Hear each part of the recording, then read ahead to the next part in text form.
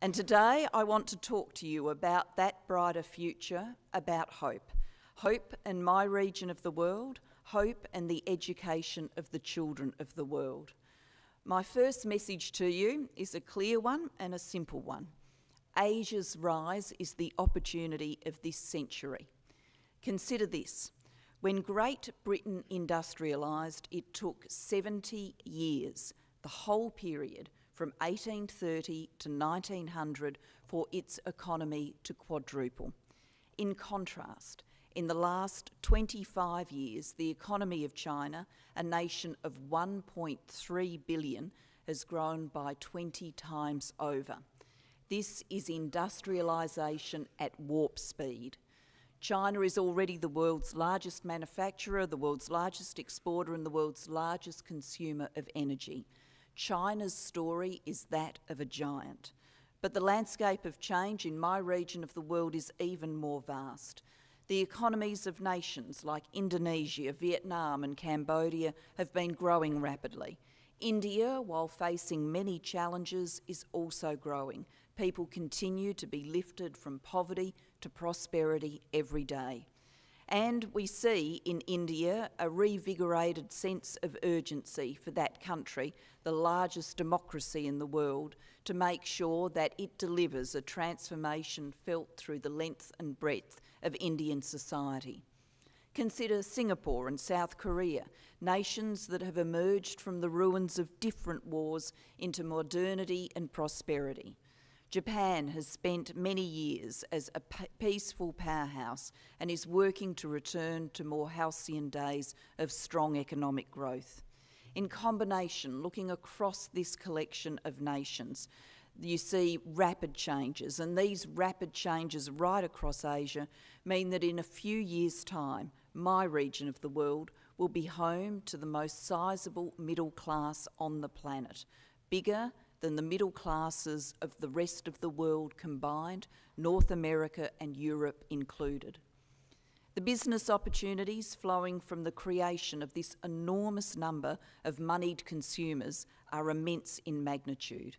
To give you one example, last month, Apple became the first American company to hit a market capitalisation of $700 billion. Its chief executive, Tim Cook, explained that Apple's strength had been bolstered by selling $38 billion of smartphones in China, Hong Kong and Taiwan last year. Apple had ignored the fashionable advice that it would need a low-price product to succeed in these markets. Instead, it is one selling through its usual products and selling them to Asia's burgeoning middle class. Of course, Asia's middle-class people will want more than phones. They will want to live in well-appointed properties, enjoy the benefits of world-class infrastructure, rely on quality health services when sick, educate their children in good schools, technical training institutions and universities, enjoy holidays in interesting locations. The list goes on and on. When I was growing up, Asia was viewed as a place of poverty. It was also viewed as a source of threat, the popular security doctrine of the time being the domino theory, which held if Vietnam fell to communism, then communism would just keep coming. Australia looked over Asia to our traditional markets, like the United Kingdom, to Europe. We looked at America, our ally and friend, the place that gave us everything from Sesame Street to MASH. During the last 4 decades, we have seen exponential change in Asia, including the movement of close to 400 million Chinese people to cities. Another 200 or 300 million are expected to do the same in the next 20 years. And you don't build cities without commodities. Australia's iron ore and coking coal are essential to the construction of Chinese apartments, rail lines and factories. And in those growing cities, Australia wants to see those apartments filled with our high-end manufactured goods, our clean, high-quality food produce and our premium wine. Those consumers will look to countries like Australia for tertiary education and for technical skills. They could look to Australia too for quality healthcare, for progressive and caring approaches on aged care, for innovations in scientific research and medicines.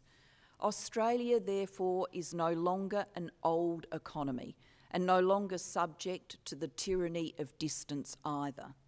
Asia has turned this on its head, giving us what The Economist magazine neatly termed the advantage of adjacency.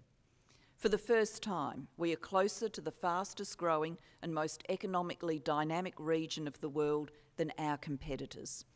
The forces that are changing my nation and presenting it with new opportunities will also reshape and present new possibilities to the rest of the world. The 21st century will not see a continuation of the unipolar world of the latter part of the 20th century, of the United States being the only global giant. At some point, comparatively soon, the total gross domestic product of China will exceed that of the United States. So, how depressed should all of you be about the future of being a GDP second place getter? How depressed should you be?